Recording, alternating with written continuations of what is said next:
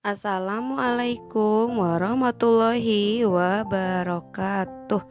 Selamat pagi anak-anak. Apa kabar hari ini? Semoga kalian tetap semangat ya belajarnya walau di rumah saja. Hari ini kita akan belajar akidah akhlak, yaitu tentang Asmaul Husna, Al-Ahad dan Al-Khaliq. Perhatikan baik-baik videonya sampai akhir ya. Ada yang tahu apa itu Asmaul Husna? Iya, Asmaul Husna adalah nama-nama Allah yang indah dan baik. Asmaul Husna berjumlah 99. Nama-nama Asmaul Husna yang akan dibahas Miss Nani kali ini ialah yang pertama Al-Ahad. Al-Ahad artinya Allah Maha Esa. Esa artinya satu. Maksudnya Allah tidak beranak dan tidak diperanakan. Tiada Tuhan selain Allah. Tidak ada yang setara dengannya. Kita hanya menyembah kepada Allah ya, karena Allah lah yang mengatur seluruh alam dan isinya. Asmaul Husna yang kedua yaitu Al-Khaliq. Artinya Allah Maha Pencipta. Allah lah yang menciptakan seluruh alam dan juga isinya. Dari yang kecil hingga yang besar, semuanya ciptaan Allah. Ada manusia, hewan, langit beserta isinya, bumi, malaikat, dan juga jin, semuanya ciptaan Allah. Nah, sekarang kita akan menyaksikan kisah Nabi Ibrahim yang mencari Allah Subhanahu wa Ta'ala. Dan ini termasuk ke dalam sifat Allah, Al-Ahad dan Al-Khaliq. Ketika penduduk kerajaan Babilonia mempunyai kepercayaan menyembah berhala, lahirlah seorang utusan Allah yang bernama Ibrahim. Beliau adalah putra dari Azar yang merupakan keturunan dari Nabi Nuh alaihi salam. Ayah Nabi Ibrahim adalah seorang pemahat patung yang cukup terkenal. Saat masih kecil, Nabi Ibrahim membantu menjual patung-patung buatan ayahnya. Karena sering berkeliling menjual patung, Nabi Ibrahim pun bertanya-tanya, "Wahai ayahku, apakah engkau percaya bahwa semua patung yang dibuat ini adalah Tuhan yang pantas?" Namun ayah Nabi Ibrahim tidak mau menjawab dan tetap terus membuat berhala.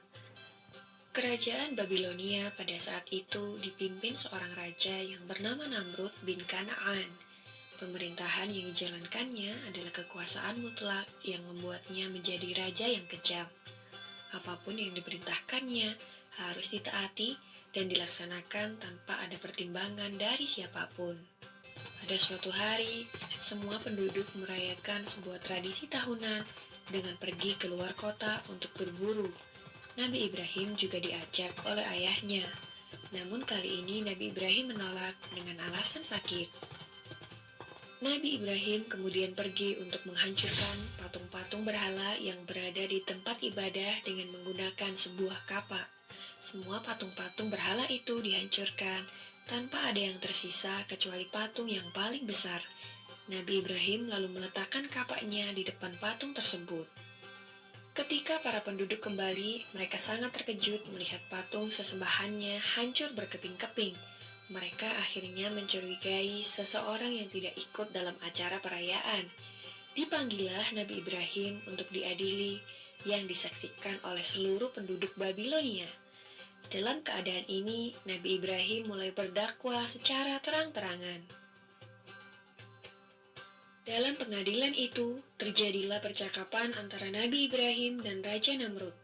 Diawali dengan Raja Namrud yang bertanya kepada Nabi Ibrahim, "Siapakah yang menghancurkan patung-patung ini?" Nabi Ibrahim pun menjawab, "Bukan aku. Patung besar itulah yang menghancurkannya." Raja Namrud dengan geram kembali berkata, "Mana mungkin patung itu bisa bergerak dan memegang sebuah kapak, sedangkan untuk berbicara saja dia tidak mampu." Disinilah kecerdikan Nabi Ibrahim dalam berdakwah.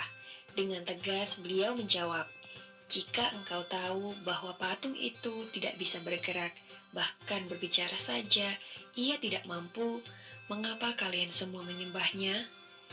Dengan jawaban ini, maka terdiamlah seluruh masyarakat Babilonia termasuk Raja Namrud. Tetapi dengan kekuasaan mutlaknya, Raja Namrud dengan marah memerintahkan prajuritnya untuk membakar Nabi Ibrahim. Dalam keadaan yang demikian, Nabi Ibrahim tetap tenang dan memohon pertolongan kepada Allah Subhanahu wa Ta'ala. Sebuah tiang yang kuat didirikan sebagai tempat Nabi Ibrahim diikat dan dibakar. Setelah kayu sudah siap mengelilingi Nabi Ibrahim, disulutlah kayu itu dengan api atas perintah Raja Namrud. Api itu dengan cepat mulai membesar. Masyarakat Babilonia pun mulai bersukaria melihat Nabi Ibrahim dilahap api. Namun, alangkah terkejutnya para penduduk karena Nabi Ibrahim tidak terbakar. Beliau masih utuh sempurna tanpa adanya luka sedikit pun. Maka selamatlah Nabi Ibrahim dari kobaran api yang amat besar, sehingga penduduk menjadi takjub terhadap mukjizat Nabi Ibrahim. Mereka kemudian mulai mengikuti ajaran Nabi Ibrahim dan hanya menyembah Allah Subhanahu wa Ta'ala.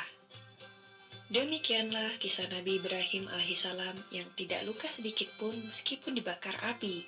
Semoga kisah ini dapat mempertebal iman kita untuk percaya terhadap kebesaran Allah. Amin ya rabbal alamin. Nah, untuk tugas akidah akhlak kali ini adalah kalian menyalin di buku akidah akhlak tentang Asmaul Husna ya.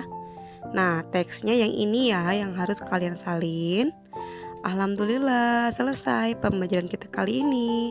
Terima kasih. Wassalamualaikum warahmatullahi wabarakatuh.